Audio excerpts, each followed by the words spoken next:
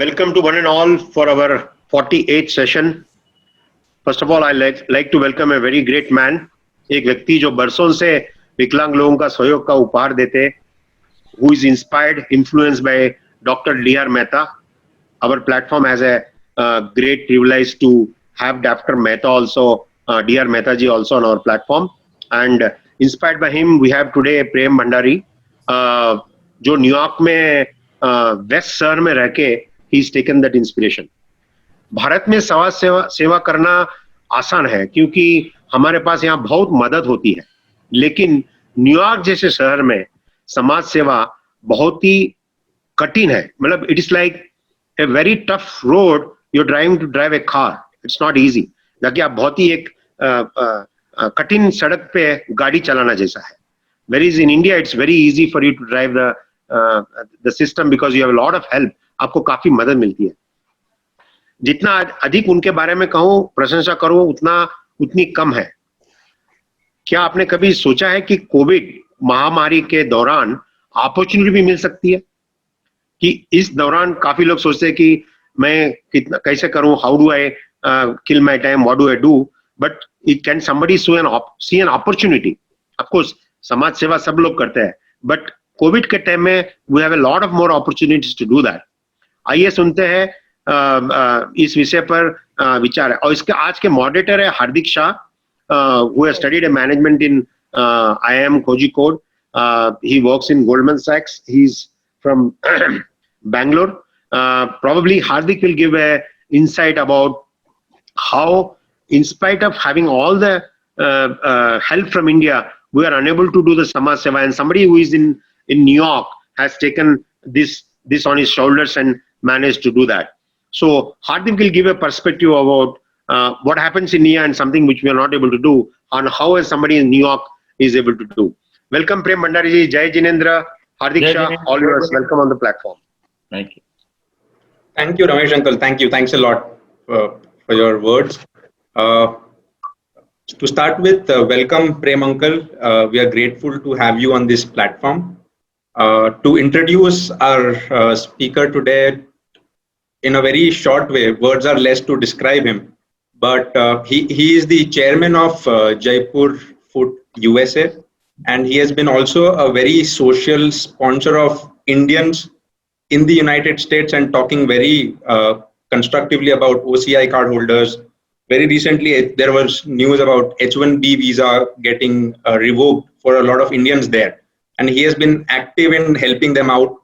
And also a lot of events happening around India, like जैसे कि समित शिखर के पास मांस मदिरा का सेवन होना, और झारखंड गवर्नमेंट had announced के ये होगा, and he has helped in getting chief minister on board, prime minister on board to stop that in the Jharkhand region as well. So thank you for that, Prem uncle. And to talk more about Jaipur Food, it's an organization that serves disabled people and in setting up the prosthetic feet for them, and they have served around 2 million people till now. What is unique about this institution is it has kind of brought together academia, Stanford's likes of Stanford University, to research on this particular space and bring down the cost. जो $10,000 में एक इंसान के जिसके पास पैर ना हो, जिसे पैर लगाने के लिए $10,000 तक का खर्चा लगता है, उसे अभी सिर्फ $25 में $25 की कॉस्ट है, बट ये ऑर्गेनाइजेशन उसको फ्री में सर्व करती है.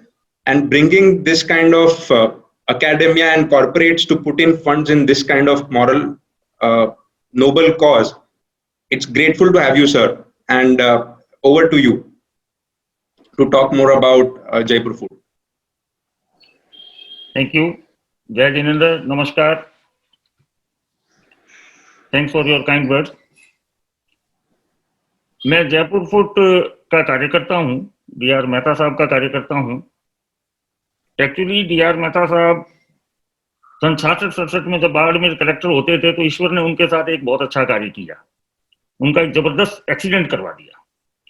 उसमें उनके पूरे पांव की हड्डियां टूट गई. बड़ी मुश्किल से उन्हें जोधपुर लाया गया. धीमे धीमे वो ठीक हुए। अब उनके मन में एक विचार आया कि मैं तो एक आईएएस अधिकारी हूं, मुझे तो सरकार लंदन भी भेज देगी या भेज देती और मेरा पांव तो ठीक हो जाता। तो उनके मन में एक थॉट प्रोसेस चला कि जो लोग जिनके पास पैसे नहीं है उनके लिए क्या किया जाए। अब मजे की बात देखिए, वहीं से इस जयपुर फूड का जन्म हुआ। एक रामचंद्र जी मास्टर साहब थे, उनके मदद से एक पाम तैयार होता है 68-69 में, और 75 में इस संस्था की स्थापना होती है जिसका नाम है भगवान महावीर विकलांग सहायता समिति। अब ये प्रोस्थेटिक लिम्ब लोगों के लगना शुरू हुआ। आज भी आपको जानकर ताजुब होगा कि इसकी कीमत $70 है versus 12 to 15,000 US in western countries, और वो भी मुफ्त में। शायद ये दुनिया का एकमात्र एनजीओ है जिसकी एडमिनिस्ट्रेटिव कॉस्ट लेस देन 4% है। आप दूसरी संस्थाओं में अगर $100 का चंदा देंगे तो उनके डायरेक्टर्स के खर्चे, 5 स्टार होटलों में ठहरना, फ्लाइट वगैरह सब मिलू के जब आप देखेंगे तो आप $100 देते हैं तो $50 पहुंचता है। ये मैं नहीं कह रहा हूँ, सीके प्रहलाद ने लिखा है, मैनेजमेंट गुरु हुए हैं एक बहुत बड़े, उन्होंने ऑडिट करके ये लिखा कि this is the only NGO which has less than 4% administrative cost. अब आप हमारी एडमिनिस्ट्रेटिव कॉस्ट भी सुनिएगा जयपुर फूड यूएसए की, 0%, 000। बड़े फंक्शन किए हैं, यूएन में किया है, सेमिनार हुई 2018 में, पिछले साल हम व्हाइट हाउस में करके आए हैं, कैपिटल हिल में, 0 कॉस्ट। आपके दिमाग में सवाल आएगा फिर हम क्या करते हैं?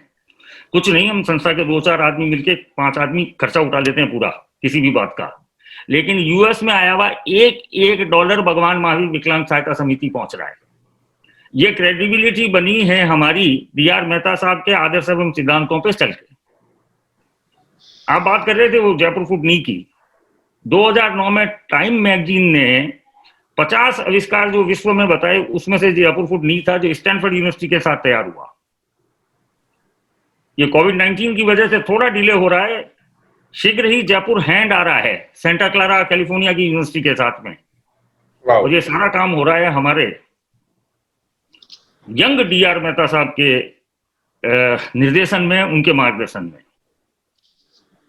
आपको जानकर ताजुब होगा कि अभी भारत सरकार ने महात्मा गांधी की 150वीं जयंती के उपलक्ष्य में एक कार्यक्रम चलाया था, इंडिया फॉर ह्यूमैनिटी। पूरे देश में एकमात्र एनजीओ है जिसे भारत सरकार ने साझेदारी का मौका दिया, उसका नाम है भगवान महावीर विकलांग सहायता समिति जयपुर फूड। 20 करोड़ रुपया भारत सरकार ने खर्चा, और पिछले 1.5 साल में 12 देशों में ये मुफ्त दिव्यांग शिविर हुए हैं। देश विदेश में अब तक 80 कैंपों के मार्फत 36 देशों में लगभग नियरली 2 मिलियन, लगभग 20 लाख लोगों की, दिव्यांगों की सेवा हुई है। तो ये तो था एक परिचय जिस संस्था से मैं जुड़ा हुआ हूं, डीआर मेहता साहब का सिपाही हूं, कार्यकर्ता हूं, और फुल टाइम यही काम कर रहे हैं। आप देखें, हमने जयपुर फूड यूएसए की तरफ से भी अब तक 5 कैंप किए हैं, 6ठा और होने जा रहा है। मऊ में जब हमने कैंप किया और जब हम माननीय प्रधानमंत्री से यहाँ मिले तो स्वयं ने आके और हमारे इस कैंप का शुभारंभ किया जयपुर फूड का मऊ में। जब नागपुर में मैंने कैंप किया डीआर मेहता साहब के आशीर्वाद से जयपुर फूड यूएसए का, तो देवेंद्र फडणवीस चीफ मिनिस्टर खुद आए और 3000 से ज्यादा दिव्यांगों की सेवा हुई। अभी नाकोड़ा तीर्थ भैरवनाथ का बहुत बड़ा मंदिर है, सब लोग परिचित होंगे, वहां पे हमने कैंप किया।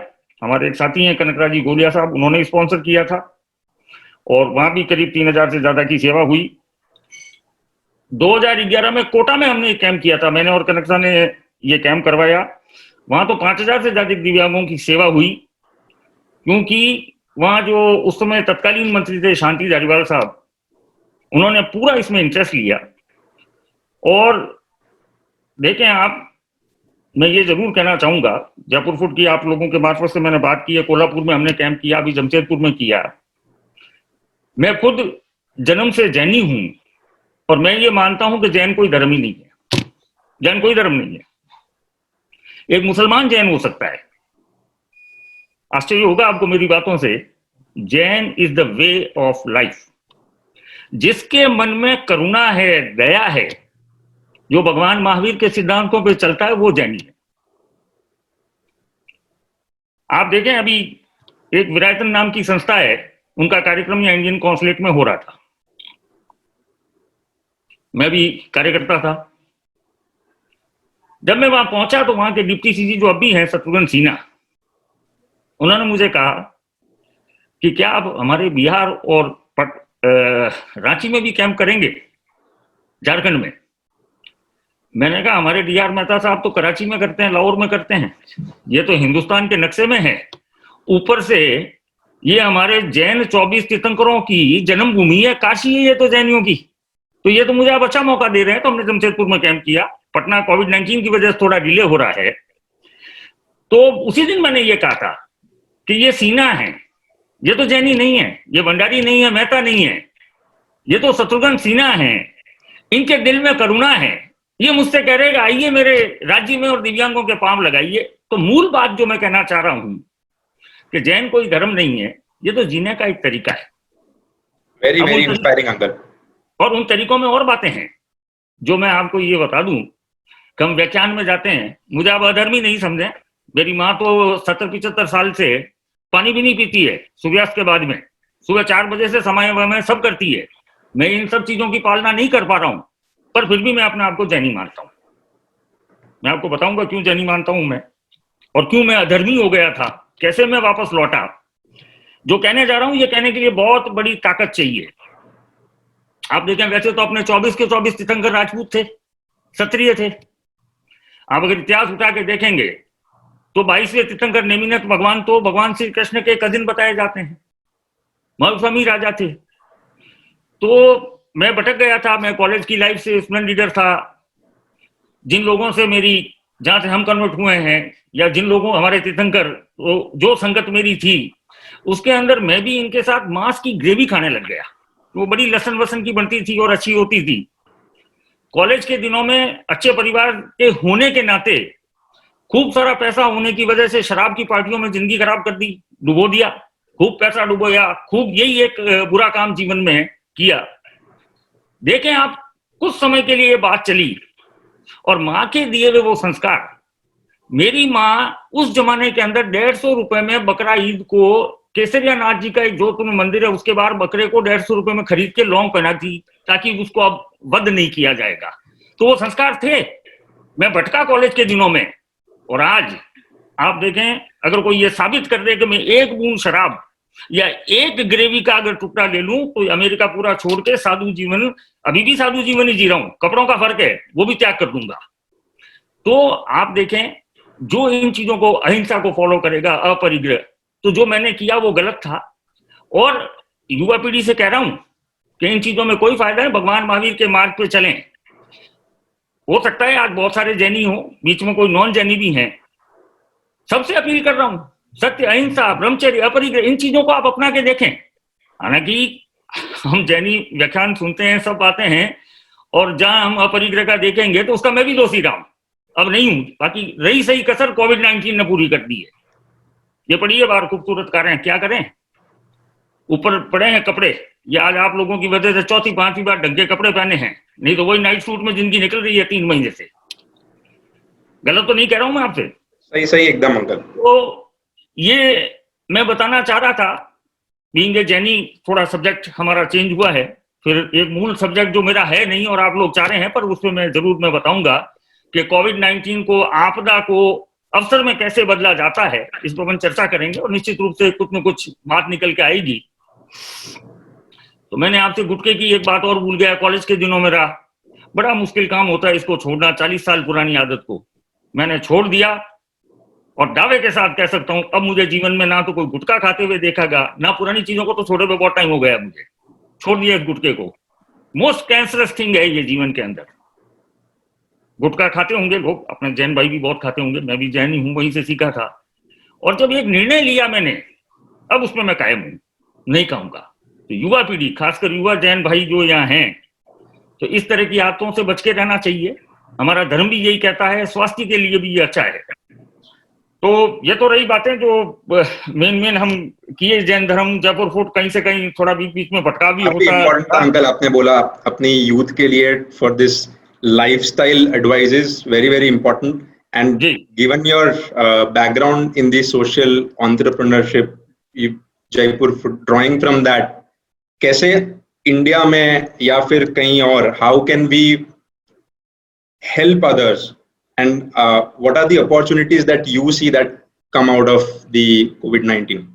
मैं सबसे पहले तो आपको ये बता रहा हूँ कि जिस जीवन में जैसे रमेश भाई साहब पूछ रहे थे कि आपके जीवन में ये सब चीजें कैसे हुई, तो 2002 में वैसे तो डीआर मेहता साहब पिताजी के दोस्त हैं, तो करीब 60 साल की लगभग इनकी मित्रता होगी।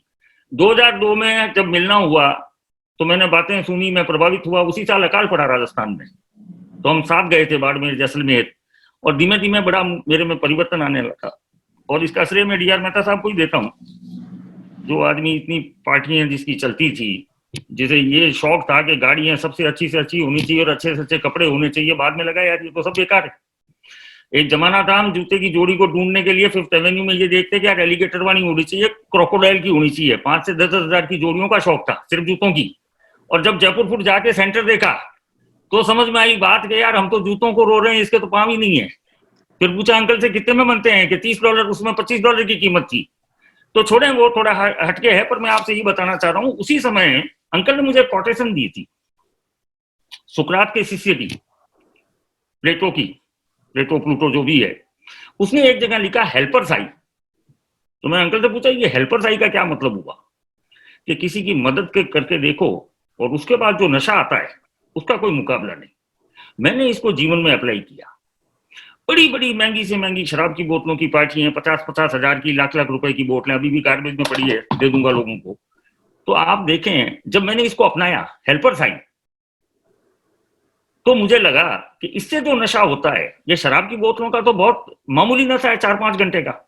अब कोकीन का, हसीस का, भांग का, गांजे का, दुनिया का कोई नशा कर लें, इसमें से सिर्फ 2 तो मैं किया हुआ हूं, गुटखे का और शराब का। मैं आपसे कह रहा हूं, कि दावे से कह रहा हूं, आप मदद करके देखें किसी की, आपको जो नशा आएगा, आप 6 घंटे का कहा 24 घंटे नशे में रहेंगे। और जब इस पथ पे मैं चल पड़ा हूं, तो मैं तो 24 आवर्स नशे में रहने लग गया कई वर्षों से। तो ये बात थोड़ी हटके है। अब मैं अपन शुरू करते हैं कि इस अवसर को, कोविड-19 को, बिल्कुल बिल्कुल हटके नहीं है। आपका जो ये एटीट्यूड में रह के, ये एटीट्यूड है, ये हम इंडिया में रह के कैसे अपने आप में ला सके, and what are the opportunities for us in India that you see. हुआ क्या है कि यहाँ इस समय ओसीआई की एक ऐसी समस्या आई जिसकी वजह से मैं 4-5 घंटे ही पिछले 3 महीने से नहीं ले पा रहा हूँ। थोड़ा स्केड्यूल बढ़ा हुआ है। कल आराम से सोया, कल सुबह ही हमारे यहाँ आदेश पारित हुआ, विदेश मंत्रालय ने किया। अभी हजारों हजारों हजारों लोग, जैनी, नॉन जैनी, हर कास्ट का जो है, रेंट का उनके पास चुकाने को पैसा नहीं, नौकरियां उनकी जा चुकी है, वीजा उनके खत्म हो गए हैं। अगर 60 दिन से ज्यादा रहेंगे तो यूएस गवर्नमेंट डिपोर्ट करेगी, जेल भेजेगी। बच्चे थे, माँ बाप हिंदुस्तानी है, H1 पे थे, भारतीय नागरिक हैं, बच्चे अमेरिका में जन्म लिए, सिटीजन हो गए, ओसीआई कार्ड नहीं, वीजा नहीं, सब बैन था, सब कल से खुला है। तो बड़ी शांति हुई, परमात्मा की बहुत कृपा रही कि मैं भी एक छोटा सा आहुति इसमें दे सका। और कल आदेश निकलने के बाद अब हजारों हजारों लोग अमेरिका से वतन वापसी करेंगे। तो थोड़ा नींद का एक है, इसलिए मैं थोड़ा थोड़ा घूमे जा रहा हूं। और अब हम बात करते हैं कि आपदा जो इतनी बड़ी आई, इसमें कैसे अवसर ढूंढा जाए। निराश होने की जरूरत नहीं है। मैं कल भी एक उद्बोधन दे रहा था इन्हीं भाइयों को, तो मैंने इन्हें कहा कि अब तुम जब वापस हिंदुस्तान जा रहे हो तो नौकरी करने नहीं जा रहे हो, अब नौकरियां दो। देखें, रिवर्स ट्रेंड शुरू हुआ है। पहला तो हुआ ब्रेन ड्रेन। हमारे देश की प्रतिभा, क्या बोलते हैं वो, अच्छे प्रतिभावान लोग जैसे प्रतिभा, वो सारे विदेशों में आ गए, अमेरिका आ गए। तो उस टैलेंट का इन देशों ने भरपूर उपयोग किया और हमने दूसरे देशों के लिए कार्य किया। अब ये रिवर्स ट्रेंड है। यही ब्रेन अब इस वीजा के चक्कर में, कोविड-19 के चक्कर में वापस देश आ रहा है। ये वक्त है जब वर्ल्ड टैलेंट, हमारे देश में टैलेंट की तो कोई कमी नहीं है, मैं अपनी पत्नी की बात करता हूं, अगर ये कर्नाटक में रहती, मैसूर में रहती, तो ठीक है, छोटा मोटा हो सकता है, 4 कमरे का हम हॉस्पिटल बना लेते या 6 कमरे का बना लेते, या जो भी है वो रह जाता, पैसे में पड़ जाती, वॉटेवर। आपको ये जान के ताजुब होगा कि आज अगर हिंदुस्तान के सारे डॉक्टर्स अमेरिका से निकाल दिए जाएं और नर्सों को निकाल दें तो अमेरिका के लगभग 80% अस्पतालों को ताला लग जाएगा। आज ये IT सेक्टर है, हमारा जो युवा टैलेंट है। अब हो क्या रहा है कि देखें, अब समय आ रहा है, मैं वहीं से शुरू कर रहा हूं। चाइना पिछले 30 साल से मैन्युफैक्चरिंग का हब बना हुआ है, और दादागिरी आप देखो चाइना की।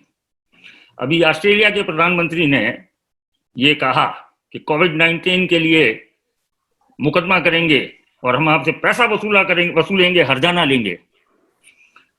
आपको ताजुब होगा चाइना ने क्या जवाब दिया। ऑस्ट्रेलिया, तुम्हारी जैसी कंट्री तो मेरे जूते के नीचे चिंगम के बराबर है, ये अहंकार। आप समझ रहे हैं आप। अब एक ऐसा अवसर आया है, सुअवसर है भारत के लिए। 25 लाख करोड़ का निवेश भारत आ सकता है। क्या करना होगा? 1000 कंपनियां आना चाह रही है। जापान तो $200 बिलियन दे रहा है रीलोकेट होने के लिए, लेकिन बातों से नहीं आएगी कंपनियां। मोदी जी के रोड मैप पे जो 13 साल उन्होंने गुजरात में किया, आपको मालूम है वेस्ट बंगाल में एक दिक्कत हो गई थी रतन टाटा को, नैनो को लेकर। उनको आमंत्रित किया, जब वो गए, कॉन्ट्रैक्ट साइन होने के बाद उन्होंने कहा कि अच्छा, जो प्रस्तावित जगह हैं मैं देखना चाहूंगा। तो चीफ मिनिस्टर मोदी जी थे, मोदी जी वहां गए, साथ गए, उनको देख के ताजुब हुआ कि वहां पे रोड पे ऑलरेडी काम शुरू हो गया था, जबकि अभी तो कागज बना है, क्योंकि Modi ji worked as a CEO of Gujarat, not as a chief minister. उस मॉडल पे चले, नैनो वहां गई। ये मैं नहीं कह रहा हूं, वाइब्रेंट गुजरात में रतन टाटा ने ये कहा कि देखिए अभी तो कुछ हुआ ही नहीं है, उससे पहले रोड हो गई। तो इस तरह का माहौल बनेगा तो हमारे देश के अंदर तो इस समय अपॉर्चुनिटी के लिए आप देखें, ये जितनी कंपनीज हैं ये सारी, ऊपर से मेक इन इंडिया का मोदी जी का ये जो सपना है वो भी पूरा होगा, वो भी देश के हित में है, आत्मनिर्भरता वाला। इस तरह की ये सारी कंपनियां आएगी। और वैसे भी एक अकेले चाइना पे हम अब निर्भर करेंगे, कल को एक कंट्री पे आप, वैसे इन्वेस्टमेंट में भी आप देखो, आप पूरा शेयर्स में डाल दो, कल को मार्केट क्रैश हो गया क्या होगा। इसलिए बड़े बुजुर्ग कहते थे भाई थोड़ा इधर इन्वेस्ट जमीन में करो, थोड़ा सोने में करो, थोड़ा चांदी में करो, थोड़ा diamond. Are you getting my point? तो ये देखें, ये 30 साल की इनकी जो दादागिरी चल रही है, अब ये तो बाद में पता चलेगा कि ये कोरोना जो है मैन मेड था कि कैसे आया, उसमें हमें we should not go in the detail, ये साइंटिस्ट का काम है, वो करेंगे। लेकिन इस समय जो मौका है हमारे लिए, जो आपदा आई उसको अवसर में बदलने का, तो ये इस तरह की, अब इसमें जो अड़चने हैं उस पर बाद में बात करेंगे, तो ये बहुत बड़ा मौका हमारे भारत के लिए है। हालांकि सरकारें लग चुकी है, आप देखें मध्य प्रदेश ने और उत्तर प्रदेश ने अपने यहाँ के श्रम कानूनों के अंदर काफी इन्होंने चेंजेस किए हैं। अब तक होता क्या था कि श्रमिक, एक आप फैक्ट्री है तो 61 आपको रजिस्टर रखने होते थे और 13 किस्म के रिटर्न भरने पड़ते थे, 13 टाइप्स ऑफ रिटर्न, और 61 रजिस्टर आपको रख रहे हैं अगर फैक्ट्री चला रहे हैं तो अनदर वर्ड आप कह सकते हैं कि फैक्ट्री राज, इंस्पेक्टर राज। जिस इंस्पेक्टर को लगा कि यार थोड़े जेब में पैसे कम है, उठाया मोटरसाइकिल, गाड़ी, पहुंच गए सेठ जी के यहाँ, जांच करोगे कोई न कोई बात में, बिना वजह भी कोई कारण निकलेगा और पैसा ले लेंगे। तो ऐसा तो इन कंपनियों के साथ तो चलेगा नहीं। तो अब कुछ स्टेट ने चेंज किया है, यूपी की चेंज किया, मध्य प्रदेश किया, गुजरात में मोदी जी ने काफी समय पहले किया था। तो अब एक रिटर्न, एक register versus 61 register and 13 return, माहौल बना रहे हैं। अभी भी एक बहुत बड़ा खतरा रहेगा। क्या हुआ है कि देश हमारा आजाद तो हो गया 15 अगस्त 1947 को। डॉक्टर राजेंद्र प्रसाद देश के राष्ट्रपति थे, उन्होंने एक देश के नाम खुला पत्र लिखा। उन्होंने कहा देश आजाद हो गया है, अब मैं ये चाहूंगा कि सरकारी government officer, civil servant, judiciary, political leader, ये सब जनता के सेवक के तौर पे काम करें, जन सेवक की तरह। बात का कोई अर्थ नहीं हुआ। ये बात देश के प्रधानमंत्री माननीय मोदी जी के भी ध्यान में है। ये बहुत बड़ा खतरा है। ये जब कंपनियां यहाँ आ रही हैं तो हमारे यहाँ क्या है कि अफसरों का जो एटीट्यूड है ना, ये लाल फीताशाही, ये सामंतशाही प्रवृत्ति, ये मरवा देगी। क्या होता है कि अब ये अवसर तो हमारे पास में 25 लाख करोड़ का आ रहा है, लेकिन ब्यूरोक्रेसी ने अगर इनको चक्कर कटाए तो ये 2 मिनट लगाएंगे यहां से जाने में, जबकि हर चीज हमारे फेवर में। हमारे पास भूमि है, लैंड की कोई कमी नहीं है, लेबर है, हमारे पास कोई कमी नहीं है। कमी है तो इकोसिस्टम को ठीक करने की, इन भ्रष्टाचारियों को। अच्छा, वैसे बदलाव बहुत हो रहा है। देखिए, अभी 3 महीने में तक लगातार मेरे को भारत सरकार के 2 सचिवों के साथ में कार्य करने का व्यक्तिगत अनुभव रहा। एक है विदेश सचिव श्री हर्षवर्धन श्रृंगला साहब, दूसरे हैं Shri Pradeep Singh Kharola, civil aviation secretary sahab. अब होता ये था कि इन फ्लाइटों को लेके, लोगों की समस्याओं को लेके, ये OCI वगैरह, ये सारे के लिए रात को 12 बजे 1 बजे मुझे उन्हें उठाना पड़ता था नींद से कि हमारे यहाँ ये दिक्कत हो रही है, ये हो रही है। रोज नहीं, कई बार उनको उठाना पड़ा, पर रेगुलरली। तो एक ये मोदी जी का नया भारत है, जिसमें मेरे जैसा एक छोटा कार्यकर्ता देश के विदेश सचिव को इस 3 महीने में 40 बार फोन किया है और अपनी बात रखने के लिए, और वो कभी ये नहीं, अगर लेट है, मीटिंग में है तो वापस कॉल आएगा। यही हाल सिविल एविएशन सेक्रेटरी का था, प्रदीप सिंह खरोला साहब का। एयर इंडिया की आप देख रहे हैं, फ्लाइटों में दिक्कत हो रही है, वंदे भारत मिशन का कनेक्शन नहीं मिल रहा, वो नहीं मिल रहा। कहने की बात यह है कि इस सोच के अगर अधिकारी, तो मोदी जी के तो ध्यान में ही है ये बात, अगर अच्छे अधिकारियों को ये हुआ तो इंडिया बनेगा सोने की चिड़िया। याद रखें दोस्तों मेरी बात, 2026 तक मोदी जी इस देश को विश्व गुरु बना के छोड़ेंगे। हमें सहयोग देना है। क्या होना चाहिए? सरकार, फिर वो जब तक ये, मैंने कहा ना, सामंतशाही वाले अफसरों को ठीक नहीं करेंगे, जो कर रहे हैं, समय लग रहा है, तब तक कुछ नहीं होगा। जैसे एक अनाउंसमेंट करे सरकार कि उस व्यक्ति को 10 करोड़ रुपए का इनाम मिलेगा, वो खेती को कैसे बढ़ाया जाए, एग्रीकल्चर, इसके लिए अपने सुझाव दें। 10 करोड़ का फर्स्ट प्राइज मिलेगा, या रतन टाटा ये काम कर ले, या अंबानी या अडानी कोई भी ये काम कर ले। आप देखें प्रपोजल्स आएंगे, आप जैसे युवा कई स्टार्टअप वगैरह, ये उसमें से चूज करें, टीम बना लें। आप देखें इस तरीके से हम कहां से कहां पहुंचेंगे। ये मैंने एक उदाहरण दिया है, इसकी नहीं। अभी क्या होता है कि आप जब कोई काम करना चाह रहे हैं किसी भी सरकार के अंदर, तो सबसे पहला तो नकारात्मक आपने देखा होगा, जब तक पैसों का इन्वॉल्वमेंट नहीं है। मैं जो बातें कह रहा हूं, इन्हें आप मोदी जी के टाइम में, अब दिल्ली में तो लोग IAS वाले जाना भी कम हो गए, इसलिए आजकल मंत्री तो ढूंढते हैं, तो उनके IAS सेक्रेटरी अब नहीं मिलते हैं, कम मिलते हैं, तो वो IFS IRS यहाँ से पकड़ते हैं, क्योंकि मोदी जी का तो आपको मालूम है ना, थोड़ा ऊपर का काम कम हो गया है। अब आप स्टेट गवर्नमेंट और वैसे आप कहीं जाते हैं तो एक नकारात्मक भाव लिए हुए होती है सरकारें। क्यों होती है? आप प्रोजेक्ट ले जाइए, उन्हें अच्छे से अच्छा प्रोजेक्ट ले जाइए IT का, सबसे पहले वो देखते हैं मेरा क्या। मैं बता रहा हूं, मेरी पत्नी चाह रही थी कि देश के लिए कुछ कार्य करे, मेरी वजह से अच्छी मीटिंगें हो गई इसकी सारी, लेकिन वो रिजल्ट सिर्फ एक पंजाब में निकला, क्योंकि वहां के गवर्नर साहब जो हैं, वो, उनको मालूम था कि ये प्रोजेक्ट, और वो खुद ईमानदार हैं, भीलवाड़ा के पास के कहीं के राजा हैं, तो वो बात आगे बढ़ी ताकि हम गरीबों की सेवा कर सकें। अदरवाइज कईयों का तो बच्चों का में इंटरेस्ट होता है कि हम इस प्रोजेक्ट के अंदर हमारे बच्चों को कैसे सेट करें जो बाहर में है, बाकी आपको मालूम है। तो अब इन चीजों को जब खत्म किया जाएगा, जब आप देखें ये क्यों गुजरात, यूपी और ये आगे आए हैं, मध्य प्रदेश, क्यों नहीं बिहार, झारखंड, क्यों लोगों को पिछड़ा रखना चाह रहे हैं? आज पूरे हिंदुस्तान में लेबर कहां से जाती है? यूपी बिहार से जाती है। अरे बड़ी कंपनियां आ रही है, तुम उनका स्वागत करें। राजस्थान क्यों पीछे रह रहा है? नहीं रहना चाहिए, सब राज्यों को आगे आना चाहिए, इन्हें वेलकम करना चाहिए, अच्छा माहौल देना चाहिए। फिर वो इकोसिस्टम की बात कर रहा हूं मैं। तो हमारे देश के अंदर समय बदल रहा है, मोदी जी पे पूरा भरोसा है। और आप बार बार मैं मोदी जी का कह रहा हूं तो कहीं अर्थ का अनर्थ नहीं निकाले। मैं किसी राजनीतिक दल का नहीं हूं, मैं तो भाई 32 साल से यहाँ पे हूँ। मेरे परिवार में लगभग हम लोग सारे 5 भाई बहन और सब मिला के गिने तो करीब 60 के आसपास आदमी है। मैं और मेरी माँ ही भारतीय नागरिक हैं अभी तक, बाकी तो सब अमेरिकी नागरिक हैं, चाहे मेरी वाइफ है, बेटा है, भाई बहन, पिताजी सारे। तो एक दिल में इच्छा है, और वो समय शायद अब आ रहा है कि भारत विश्व गुरु बने। प्रेम जी, आपने बहुत सही कहा, इतने फ्रैंक ओपनली कि आपने एक वे लॉस कर दिया था जो जैन वे है, और वापस आप यूटर्न करके जैन वे आए। मुझे नहीं लगता काफी लोग इतना एडमिट कर पाते हैं और इतना ओपनली प्लेटफॉर्म पे कह पाते हैं। आपने एकदम सही कहा कि इंडिया सोने की चिड़िया है, विश्व गुरु है। हमारा सब लोगों का यही सपना है कि एक दिन हम, ये जो सपना है ये रियलिटी में बने। अब कब बनेगा, कैसा बनेगा, हम उसका पॉजिटिव थिंकिंग तो रखते ही है। और आप न्यूयॉर्क में रह के इतना सेवा भावी रख के आप इतना अपना जीवन समर्पण किया कि आप मैं अभी फुल टाइम यही कर रहा हूँ, जो कि हमारे प्लेटफॉर्म पे पहली बार आपके सेकंड हाफ आया और आप भी आए। ये पहली बार एक फैमिली से 2 लोग हमारे प्लेटफॉर्म पे आए। रेखा भंडारी जी ने भी बहुत ही काम किया है कोविड के टाइम में, और आप भी ये OCI और जो अभी H1B वीसा का इश्यूज है ये लेके सब भारतीय नागरिकों को न्यूयॉर्क से आप हेल्प कर रहे हो।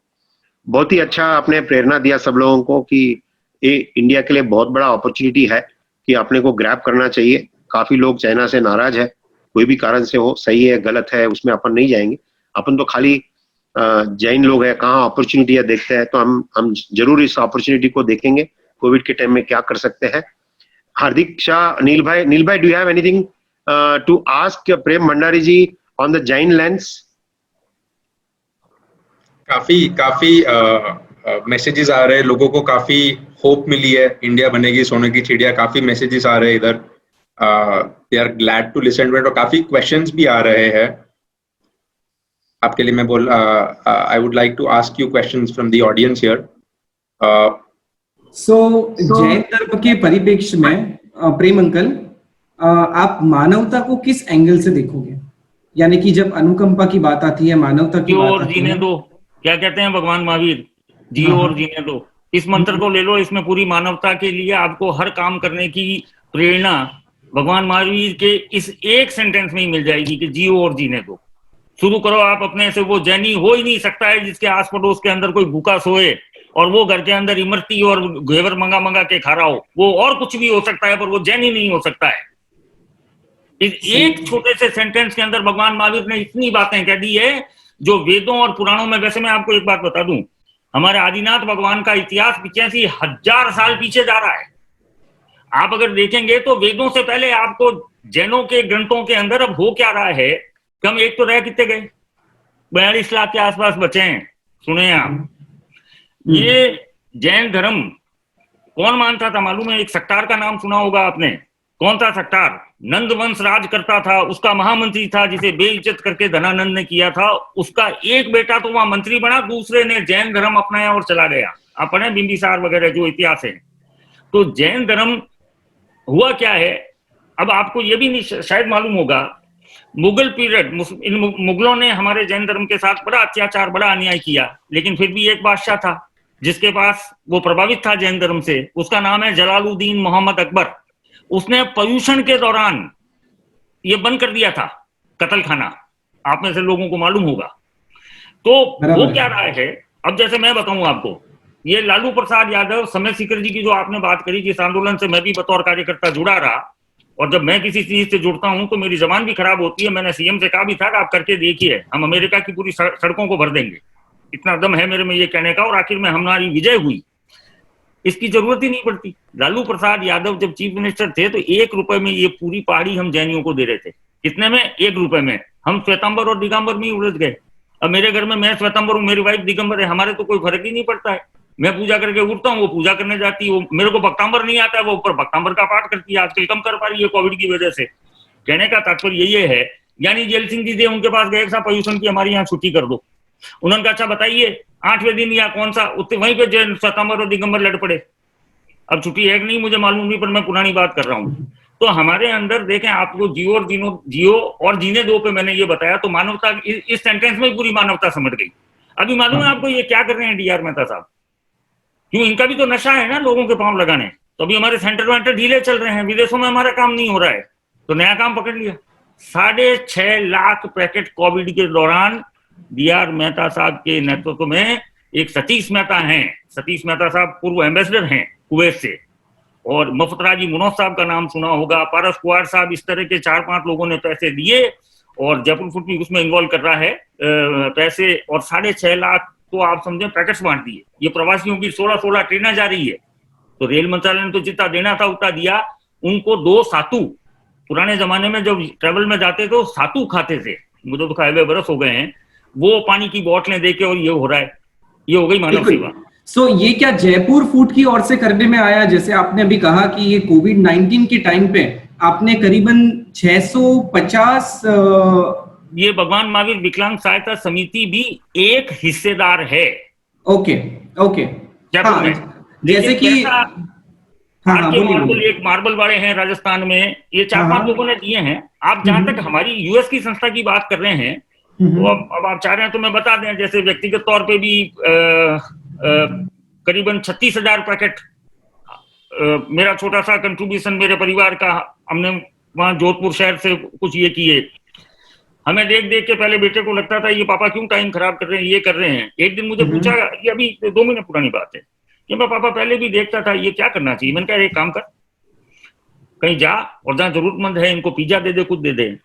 आप में वो थोड़ा नाराज हो जाएगा कि आपने ये बात क्यों करी, मेरे पास वो फोटोज भी हैं।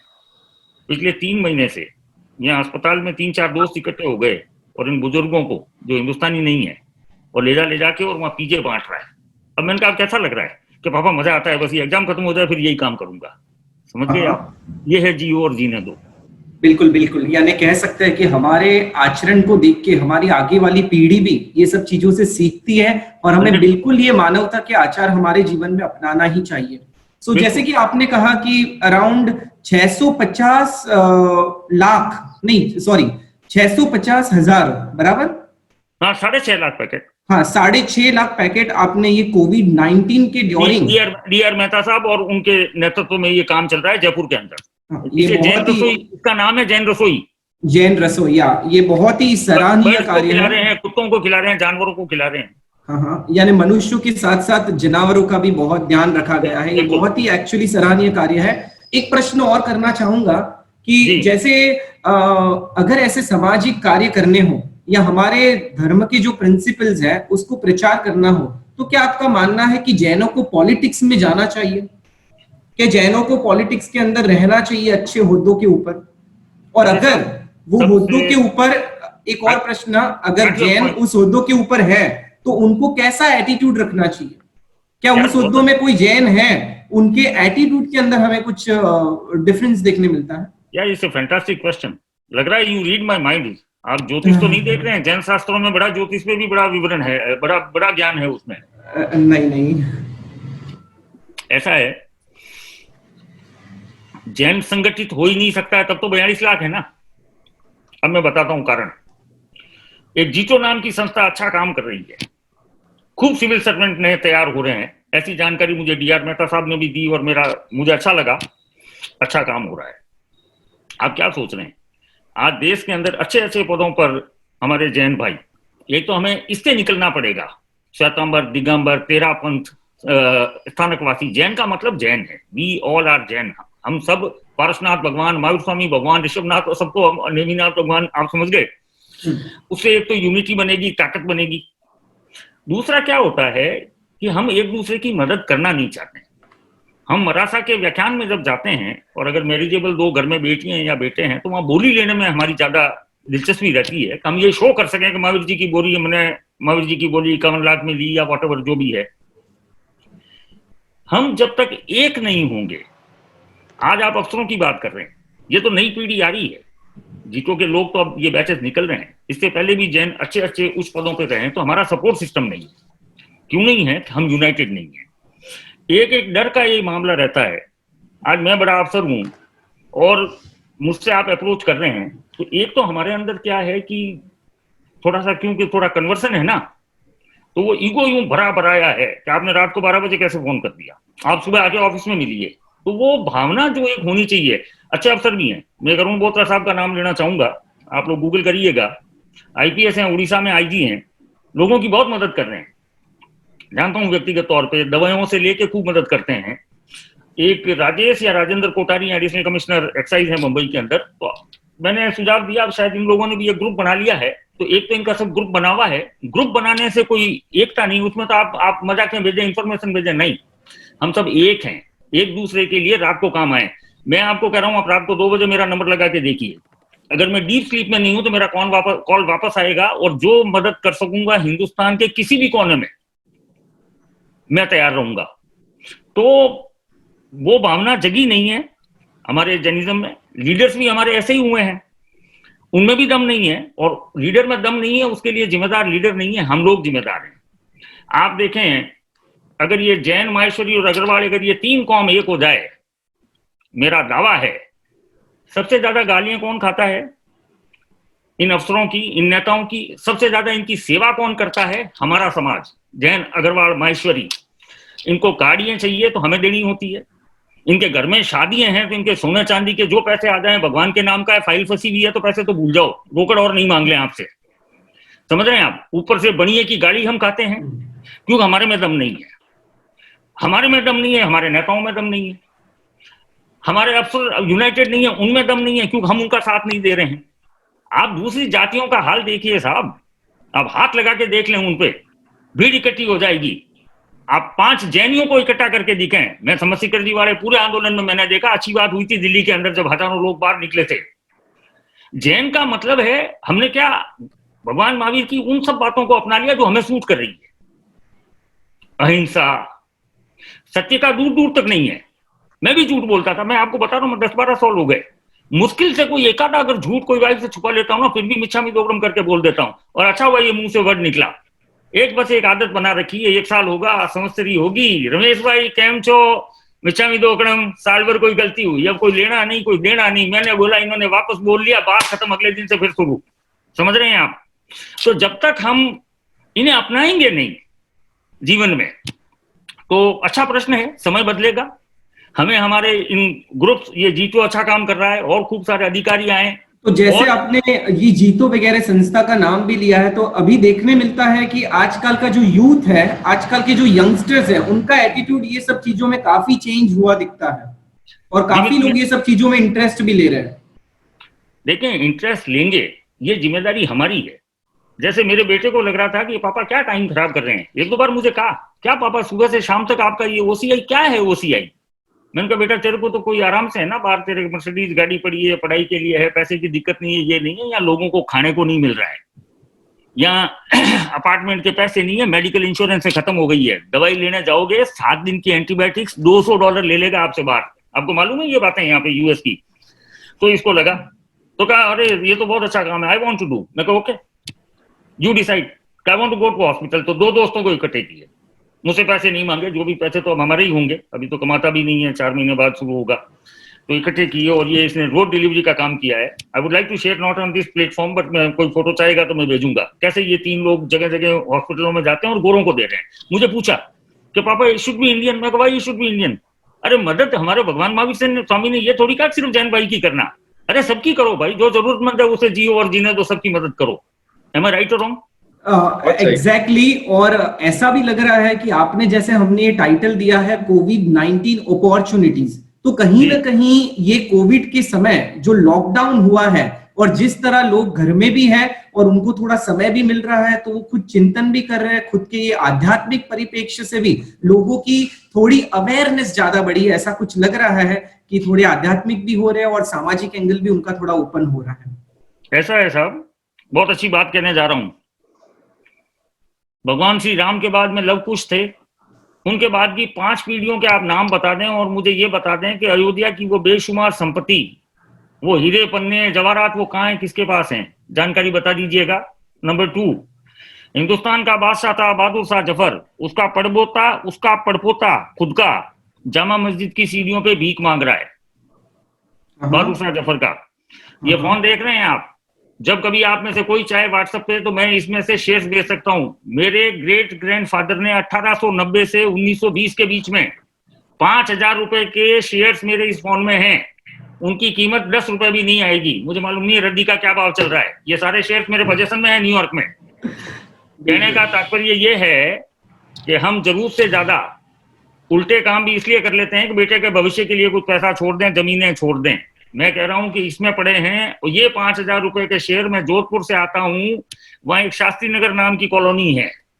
उस जमाने में ये अगर 5000 रुपए डाले होते तो आज कम से कम 3000 करोड़ होते, जिसकी कीमत 10 रुपए है। सब अवेलेबल है, मैं भेजूंगा। मेरे ही परिवार के, मेरे ही दादाजी की बात कर रहा हूं मैं। तो जरूरत से ज्यादा बच्चों के लिए ये सोच के कर्म नहीं बांधने हैं कि मैं बच्चे के लिए, बेटी के लिए कर लूं। और मैंने जैसे राम जी का उदाहरण दिया, भगवान श्री राम का, बहादुर शाह जफर का दिया। अरे जिन्होंने जामा मस्जिद बनाई, जिन्होंने ये किले बनाए, वो पड़पोता वहां बैठ के देने वाले, श्री भगवान दे दे 2 पैसा, वो जामा मस्जिद पे मांग रहा है। पता कर लीजिए अगर मेरे किसी भी फैक्ट में कोई कमी आ जाए तो हमें एक संतुलन के साथ जीवन जीना है। बच्चे को आप पढ़ा दें, उसकी शादी कर दें, फॉरेन कंट्रीज में है तो उसे डाउन पेमेंट दे दें। अंकल, आपने जो रिवर्स ब्रेन ड्रेन की बात की और एक साथ साथ में यूनाइटेड जैन फ्रंट की बात की, तो आज का अपना बंधु जो बिजनेस कर रहा है, जो खुद ब्यूरोक्रेट है, वो सुनना चाहता है कि वो एज एन इंडिविजुअल क्या एक्शन ले ताकि आपने जो बताया कि भारत एक सोने की चिड़िया बन सके, बिल्कुल इंडिविजुअली क्या एक्शन ले। आप इंडिविजुअली देखें, आप एक काम करें। एक तो क्या होता है कि संस्थाओं का जब होता है ना, तो जैसे ये हमारी संस्था एक बिल्कुल अजीब तरह की है, जहाँ डी.आर. मेहता साहब जो है वो जो कहते हैं हम सब मान के चलते हैं। नॉर्मली जब संस्थाओं का इस तरह होना है उसमें राजनीति आ जाती है, राजनीति नहीं आनी चाहिए, समझे आप। मेरे आप लोग, मैं नंबर दे दूंगा, मैं ईमेल वाला नहीं हूं। आप लोगों को इंस्पायर करने के लिए मैं ये कह सकता हूं कि आप किसी भी राज्य सरकार के साथ अगर कोई कार्य करना चाह रहे हैं, मैं फ्री कंसल्टेंसी देता हूं, पता करिए आप मेरे बारे में। मैं बहुत जल्दी, अगर मुझे ये लगेगा कि युवा पीढ़ी को मेरी आवश्यकता है, तो मैं निश्चित रूप से, जैसे मैंने स्टार्टअप की बात करी, इन्हें लोगों को कनेक्ट करने के लिए मेरे भी बहुत अच्छे मित्र हैं, हर जगह मित्र मिल जाएंगे मेरे, तो हम मिलकर काम करेंगे। तो निश्चित रूप से ये नए नए तरीके, नए नए बिजनेस, मैंने आपसे कहा ना, आपदा में अवसर, आप लोग मुझे बताइएगा, ऐसी कई अपॉर्चुनिटीज आ रही हैं।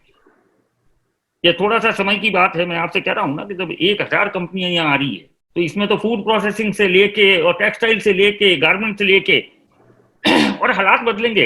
आप ये चीजें आज से 100 साल पहले 1918 1919 में आई है, तो जब मैंने आपको मेरे ग्रेट ग्रैंडफादर के शेयर्स की बात कर रहा हूं, तो उनके पास पैसा था जब उस साल में लगे हैं, जबकि उस समय तो हम स्पेनिश इन्फ्लुएंजा उसके बारे में पढ़ रहे हैं।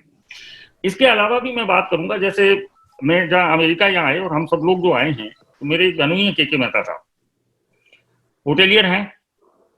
अभी आप देखें, जब पीएम के कोविड का हुआ, उनका हिंदुस्तान में कोई बिजनेस नहीं, हिंदुस्तान से कोई मदद नहीं लेनी। 45 साल से नागरिक हैं, जैनी होने के नाते उन्होंने उसी दिन 1 करोड़ रुपया पीएम केयर में दिया। मेरी सिस्टर से बात हो रही थी, अभी हम जोधपुर में थे, जोधपुर यूनिवर्सिटी के फंक्शन में International Court of Justice Dalveer Bhandari sahab थे, उसके सामने मैंने अपने ब्रदर इन लॉ से कहा, मैंने कहा साहब जीवन में पहली बार कुछ कह रहा हूं, आज शहर के लिए 2-4 करोड़ देना, 10 करोड़ की घोषणा कर दी। अब वो पैसा कहां काम आएगा, अब मैं आ रहा हूं स्किल डेवलपमेंट पे। तो ऐसे युवा जो काम करना चाह रहे हैं, हम सैटरडे को एक आधा घंटे भर का व्हाट्सएप का एक सेटअप कर लेते हैं हर 15 दिन में। आप मुझे प्रश्न डालिए और कहिए मैं 24 साल का हूं, मेरे पास पैसा तो बिल्कुल लिमिटेड है या नहीं के बराबर है, लेकिन मैं कोई काम करना चाह रहा हूं।